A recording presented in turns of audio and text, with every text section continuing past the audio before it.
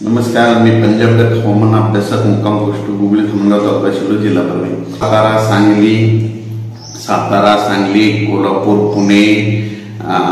पुणे तसेच नाशिक यापर्यंत पाऊस 24 तारखेपर्यंत विखुरलेल्या स्वरूपात पडणार आहे म्हणून हा अंदाज लक्षात घ्यायचा।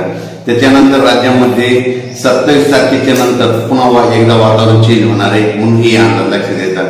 फक्त आता संकट राहणार फक्त सातारा सांगली पुणे या भागाकडे म्हणजे ते पावसाचा अवकाळी पाऊस राहणार आहे म्हणून कोकण पट्टीमध्ये राहणार म्हणून या अंदाज लक्षात घ्यायचा।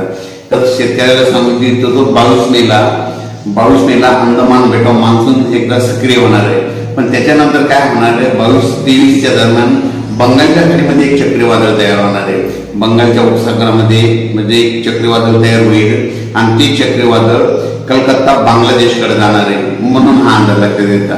ते आपल्या महाराष्ट्राकडे त्याचा काही फारसा प्रभाव पडणार नाही। बांगलादेशकडे जात असल्यामुळे 27-28 दरम्यान आपल्या महाराष्ट्रामध्ये तुरळक ठिकाणी पुन्हा पाऊस येऊ शकतो, म्हणजे 27 मे 28 मेच्या दरम्यान पाऊस शकतो। म्हणून ज्यांचा भुईमूग काढणं चालू आहे त्या शेतकऱ्यांना आपण आपला भुईमूग काढण्याची तयारी ठेवायची। अचानक वातावरणात बदल झाला तर लगेच एक मेसेज द्यायला जाईल।